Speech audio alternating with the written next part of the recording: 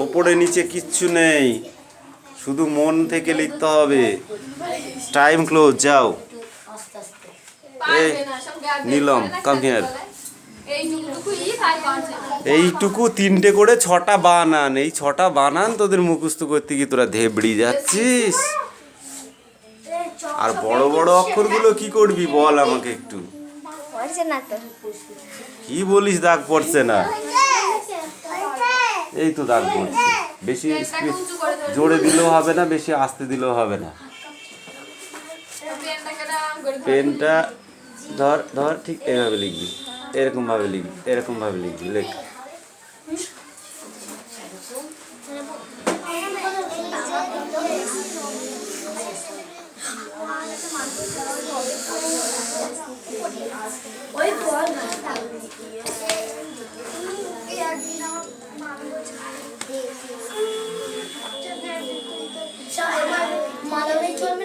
তোমার পড়া হয়েছে?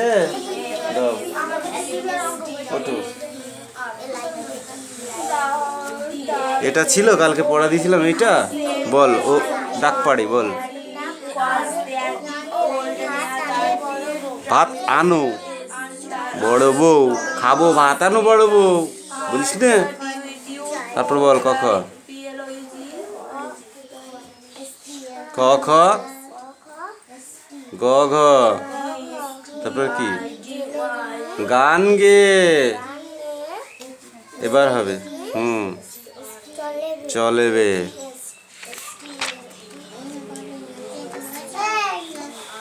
এই চড়ে বসে রাধে চোখে তার লাগে ধোয়া, এটা পড়ায়নি কালকে? হ্যাঁ, তাহলে এটা পড়াতো, তুই ওটা দিচ্ছিস কেন? এটা দাগানো নেই, এটা পড়া দিচ্ছে না। এই দুটো মুখস্থ কর।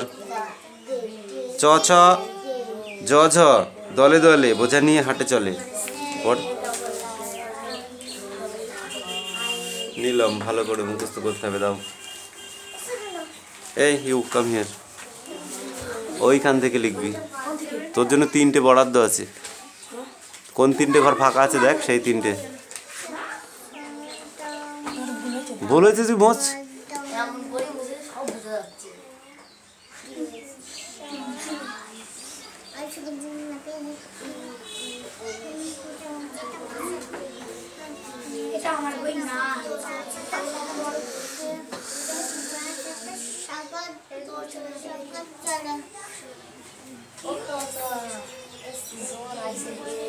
ওর প্রতিদিনই জ্বর হয়, ভাল্লুকে জ্বর। এখনই সারি যাবেন দেশ কেন?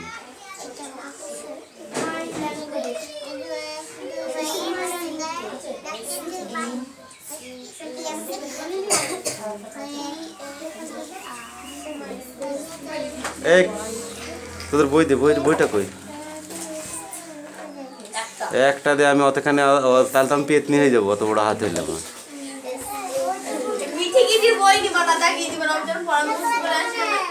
মিঠি তোদের ধারা গোষ্ঠীর নাম ডোবাবে, কিছু করার নেই।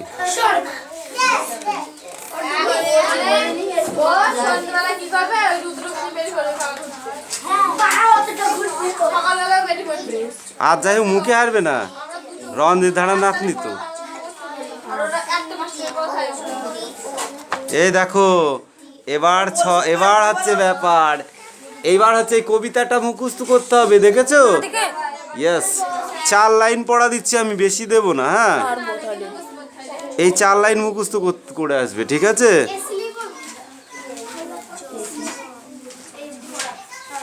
এই নাও 4 লাইন দিয়েছি, তারপরের দিনকে সব দেবো। দে, যা তুই অনেক লিখেছিস, দে পালা।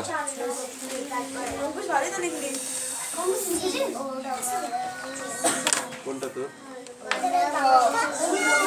তো লেখা আছে, আমার বই দিচ্ছিস কেন? দাঁড়া, বসা যেন লেট করবি।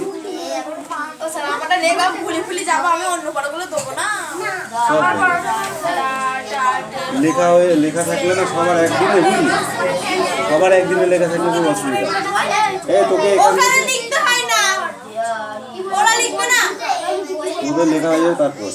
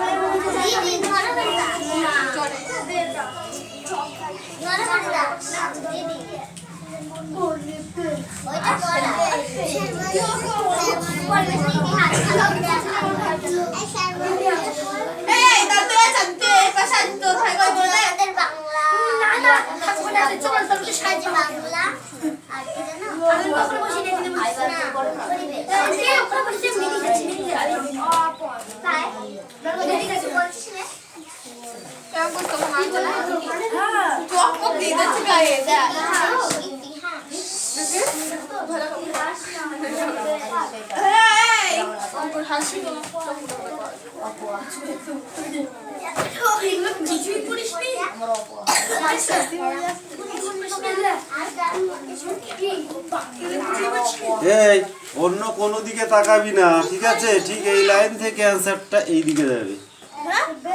কি বললাম বুঝেছো?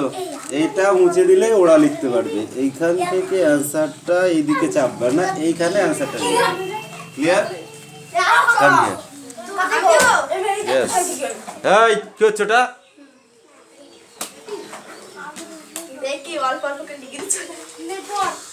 অল্প অল্প করে লিখে দিই। এই লেখাটা বার করতে কত কাছে দেখবো।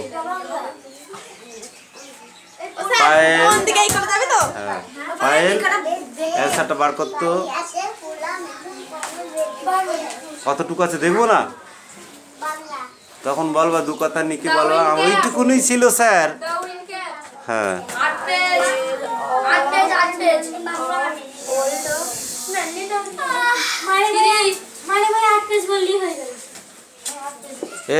এই ছেলে বস।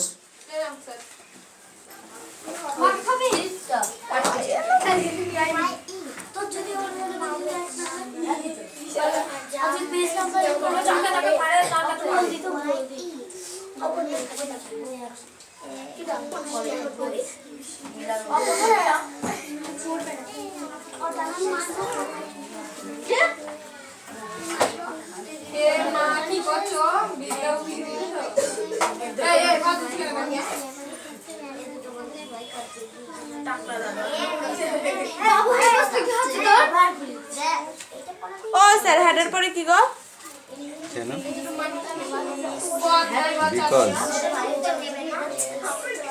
Because because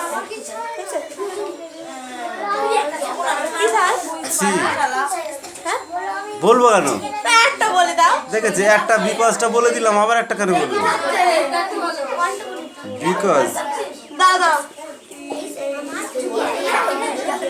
C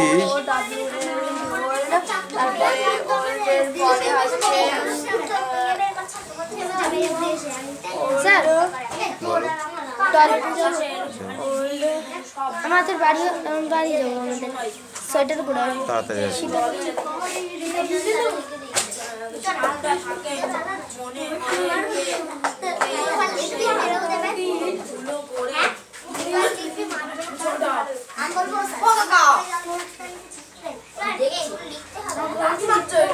O sir নেয়াদারে পরে বি তারপরে কি? Neither be tempered underfoot nor get hurt foot gliding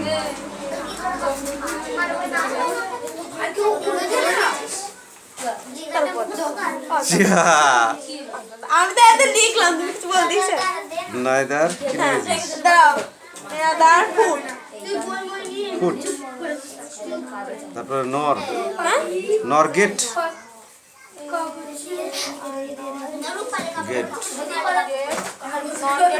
hard hard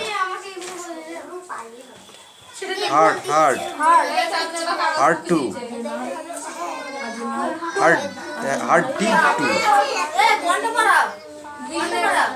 did to gliding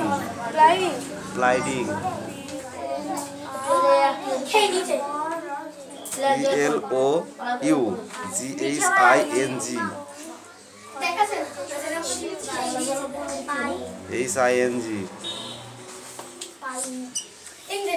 দেখতাছে।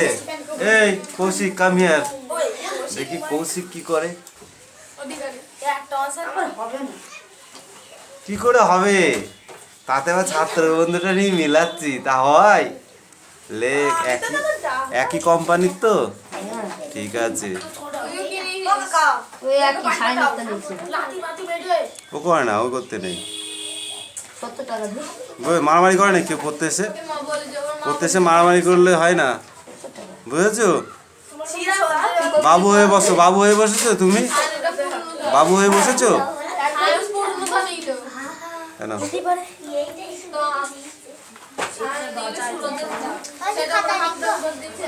না, এই লেখা হয়ে গেলে তোরা লিখবি, খাতায় লিখে লিখে দেখে দেখে খুব মজা নাই? এদিকে তাকাচ্ছিস কে? নিজের দিকে তাকা। দুটো মুখস্থ হয়েছে, আর বাকিগুলো কি করবে? না হলে পড়তে হবে, তাহলে হয়ে গেছে করে আমার মাথাটা খাচ্ছ কেন?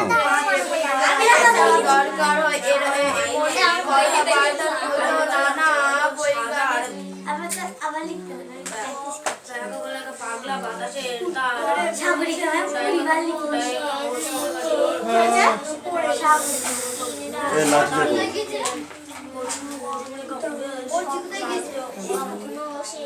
তুই ঠিক করে বলবো সবাইকে ম্যাম বললো দুবার একটা পড়া দিচ্ছে বাংলাতে দিয়ে আসি স্কুলের এমনকি কথাবার্তার মধ্যে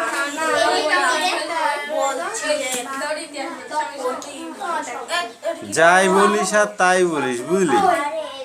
আমি হিসাব করে দেখছি, ঠিক আছে, ম্যাক্সিমাম স্টুডেন্ট, দুটো একটা স্টুডেন্টের হচ্ছে রাইম্যাট্রিন ট্যাটরিন যেগুলো আছে হাই কোয়ালিটির প্রান্তিক, ঠিক আছে, এইগুলো 2-4 জনের দরকার, মানে 2-4 জনে তোদেরকে এইসবগুলো দেওয়া যাবে। কিন্তু ম্যাক্সিমাম স্টুডেন্টকে ওই ফণীভূষণ দাশগুপ্তের যে হচ্ছে ছাত্রবন্ধুটা আছে ওইটাই দেওয়া উচিত, কারণ ওটাতে একদম নর্মাল ভাষায় লেখা আছে। ওর নিচে আর নর্মাল ভাষা হয় না। হ্যাঁ, দামও কম, আবার কি বলতো, ভাষাটা খুব ইজিলি। আর এইগুলো দাম কেন স্ট্যান্ডার্ড কেন বেশি হয় জানিস? এইটা, তারপরে ওই যে হ্যাঁ অভিনব, এদের মানে দামটা তো বেশি কেন? এদের কোয়ালিটি, লেখার কোয়ালিটিটা ভালো। ওই পড়া হয়েছে না, দেখে লিখবে এগুলো। বাপ বের করবি না, দাঁতে সাঁট দেবো কিন্তু এবার। কিরে লেখ,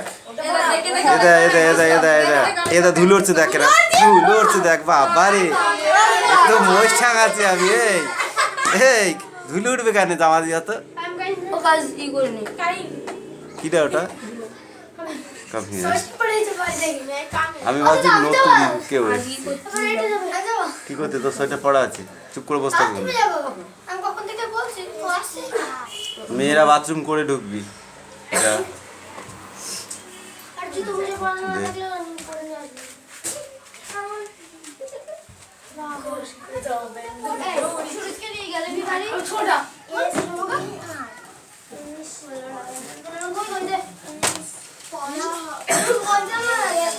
ক্লাস 4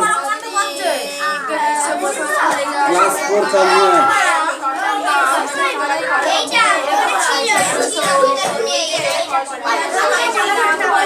কথা নয় কাবিন, ওই তো ওই পাতা ঝরা ওইটা।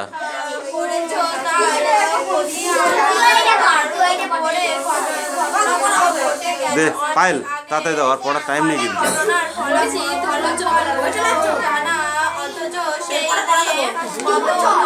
এই পেজটা ফরাসি বিপ্লব, সেই সবের ফলাফল জানায় তাকে থাকে, তাহলে কিসের এত তর্ক একটু ঘাটি? ফরাসি বিপ্লব কত খ্রিস্টাব্দে ঘটেছিল?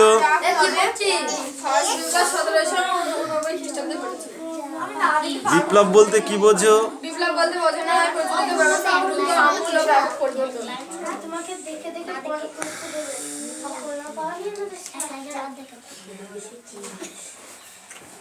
ফরাসি সম্রাটের বিরোধী যে ফরাসি বিপ্লব হয়েছিল সেটি কত খ্রিস্টাব্দে? 14ই জুলাই। জুন নাই, জুলাই। যুদ্ধ কেন বা কখন বৃহত্তর পথে বাঁক নিয়েছিল? ফরাসি বিপ্লব ছিল আধুনিক সভ্যতার বৃহত্তর।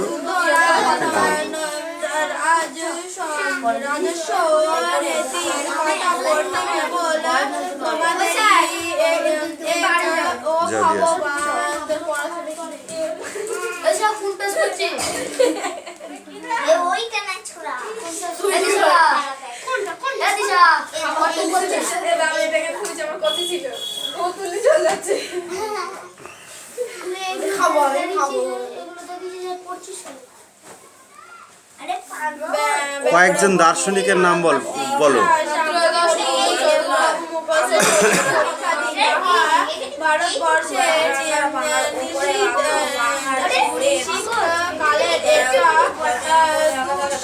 রাজনৈতিক কারণ কখন ঘটেছিল? কখন বা কাদের সময় রাজনৈতিক ফরাজি আন্দোলনের যে রাজনৈতিক কারণ সেটি ঘটেছিল কাদের আমলে? বৈপ্লবিকদের আমলে বা দার্শনিকদের আমলে। ওকে, এই পর্যন্ত ছিল।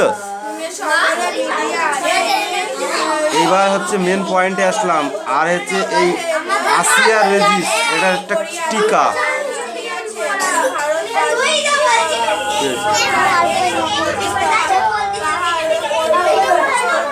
কেন? দাঁতে ব্যথা তো পড়ার সাথে তো সম্পর্ক। দাঁতে ব্যথা হলে পড়ার সাথে সম্পর্ক হয়? দাঁত দিচ্ছি কেটে কেটে খাচ্ছিলি? এখানে দাঁতে মারবো আর এখানে দাঁতে মারবো। যা, এই তুতুল কাম হিয়ার। ঘরের কথা কিছু মাত্র পায় না, যে সকল দেশ ভাগ্যবান 4 নম্বরটা 5 নম্বরটা লেখ। কেন হবে না? পরীক্ষায় যখন আসবি তুই তখন এই একটা এইটা লিখলে হয়ে যাবে, সব কটা লিখতে হবে। তোমাকে বোধ ওই দুটো দেবে নাকি? কবে? তাহলে এখন কেন মুখস্থ করিস না? পড়া দিয়েছি তো, বল কেন করিস নি? মুছে লেখ। ওই দেখে দেখে যাচ্ছিস কেন?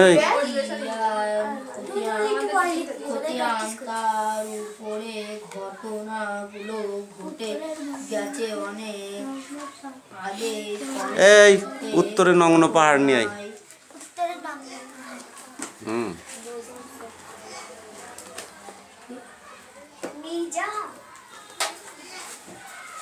অঙ্কুশ পড়া হয়েছে?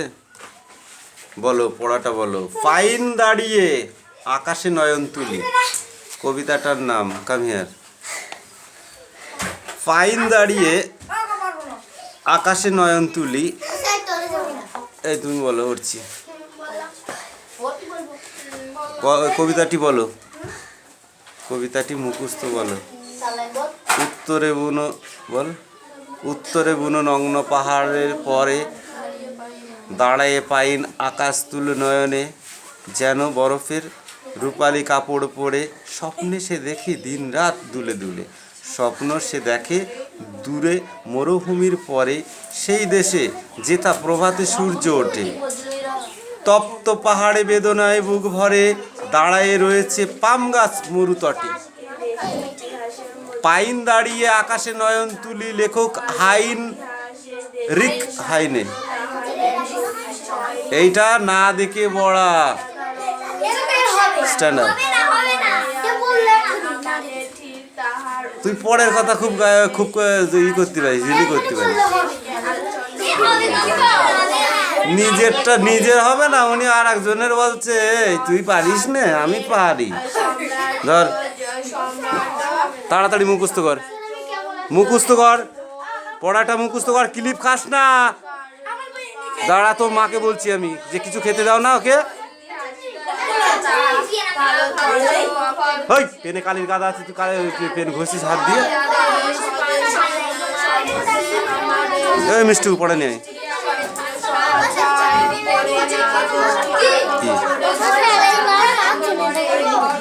ওটা 6, তুমি পারো না, কবার বলে দেবো তোমাকে, কালকে বলেছিলাম এটা। এটা 6, এটা 7, 8, 9, 10, 11, 12, 13, 14, 15, 16, 17, 18, 19, 20। যা মুখস্থ কর। বনভোজন, হ্যাঁ বলো।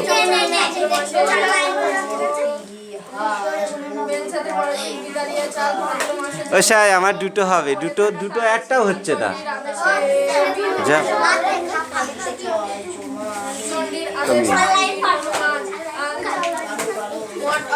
এ দেখ, আমার পেন ধরাটা দেখেছিস? এভাবে যা লিখবি সব হবে, কালি মালি সব আছে, দেখেছিস? আমি আরাম করি বা কেন লিখবো, এরাম করি বা কেন লিখবো, আমি এইভাবে লিখবো, কালিটা সমানে বেরোবে। আর ঠেসে লিখবো না, একটু হালকা করে লিখবো, তাহলে সব কালি বেরোবে, বুঝেছিস?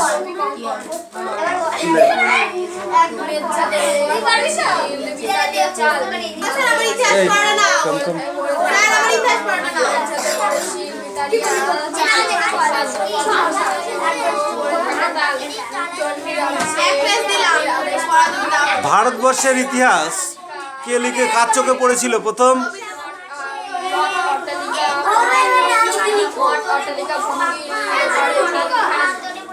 আজকাল প্রায় শোনা যায় এই যুগটা কি ধরনের যুগ? Stand up. কি বিজ্ঞানী?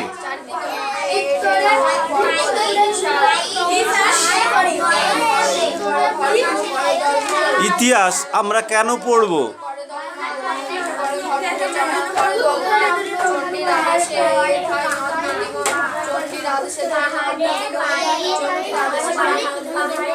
ইতিহাস আমরা কেন পড়ব?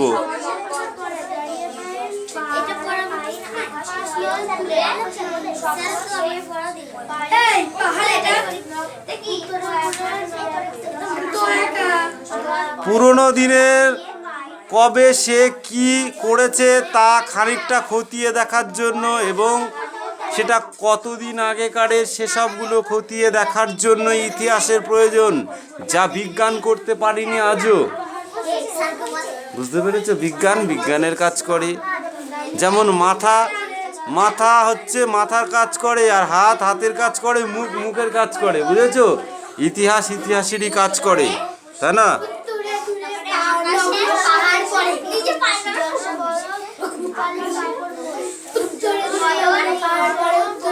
ইতিহাসকে কারা জটিল করে তুলেছে? আরও আছে পর্তুগাল, ফরাসি, ইংরেজ, এরা সকলেই মিলেমিশে ইতিহাসকে আরো জটিল করে তুলেছে।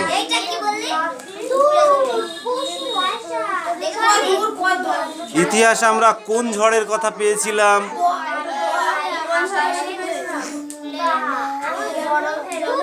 ইতিহাসে আমরা একটা ঝড়ের কথা পেয়েছিলাম, সেটা এখানে আছে। কোন ঝড়ের কথা? সেটা ধূলি ঝড়ের কথা। ধূলি মনে থাকবে? আবার কথা, এদের জীবনও পড়া হবে না আরাম করে। এইগুলো কোনো দরকার নেই এখন।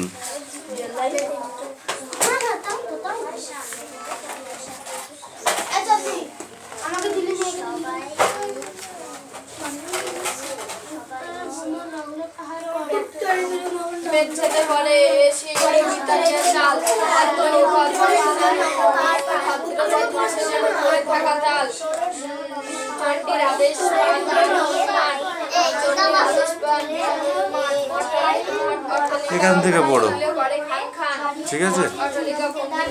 ভারতের ইতিহাসে যুগ বিভাজনের সময় কোন যুগ কখন এসছে সেইটা, যে ইতিহাস বইটা তোমার হাতে আছে, এটা দেখে অনেকে বলেছেন এটা আধুনিক ভারতের ইতিহাস। এটা কোন সময়কারের ইতিহাস?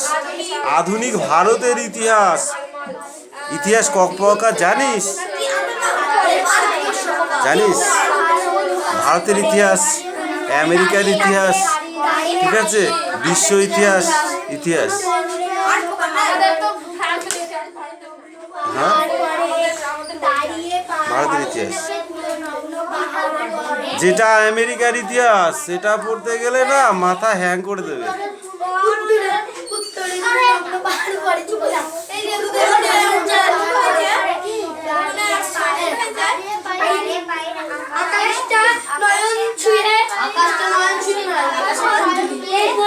আবার এই ভারতের ইতিহাসকে দেখো, এই ভারতের ইতিহাসকে আবার 3টি ভাগে ভাগ করেছে, যেটা হলো প্রাচীন, মধ্য আর আধুনিক। প্রাচীন, মধ্য আর আধুনিক। আধুনিক শব্দটা এসেছে কোথা থেকে? অধুনা থেকে আধুনিক শব্দটা এসেছে। এর মধ্যে বর্তমানকাল, সম্পত্তি বা নতুন আর সম্প্রতি কিংবা বর্তমান ঘটেছে যে ঘটনা আধুনিক কালে ঘটে। আধুনিক কালে মানে বর্তমানে যে ঘটনাটা ঘটে এটাই হলো আধুনিক, তাই তো? সেভাবে দেখলে ইতিহাসের কলিঙ্গ যুদ্ধ আজকের দিনের তুলনায় অনেক আগে ঘটেছে। কলিঙ্গের যে যুদ্ধ ঘটেছিল সেটা আজ থেকে অনেক দিন আগে ঘটেছে। হ্যাঁ, আসতে পারতো। তার অনেক পরে ঘটেছে পানিপথের প্রথম যুদ্ধ। তাহলে কলিঙ্গ যুদ্ধের অনেক পরে ঘটেছে পানিপথের প্রথম যুদ্ধ, তাই তো? যুদ্ধ তুলনায় কম অতীত, তাই সেটা খানিকটা আধুনিক। যেটা যুদ্ধের তুলনায় কম অতীত সেটা খানিকটা আধুনিক। আর 1757 খ্রিস্টাব্দে থেকে সময় যত এগিয়ে আসছে ততই আমরা আধুনিক হয়ে উঠেছি। 1757 খ্রিস্টাব্দের পর থেকে আধুনিক যুগের শুরু। যেটা প্রথম বিশ্বযুদ্ধের ঘটনা ঘটে গিয়েছিল, যেটা ঘটে গেছে সেটা হচ্ছে মধ্যযুগের। যেটা ঘটছে 1757 পর থেকে সেটা হলো আধুনিক যুগের। আর এখন যে ঘটনাগুলো ঘটছে সেটা হলো কি? আধুনিক যুগের, তাই তো? আর এটা হচ্ছে প্রাচীন যুগের।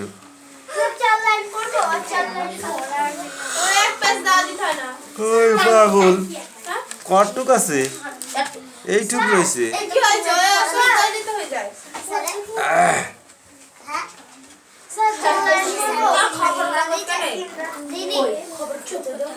ইতিহাস খবরের কাগজ তৈরি করে। মেজাতে করা ছিল ইতালিয়া চাল ভাত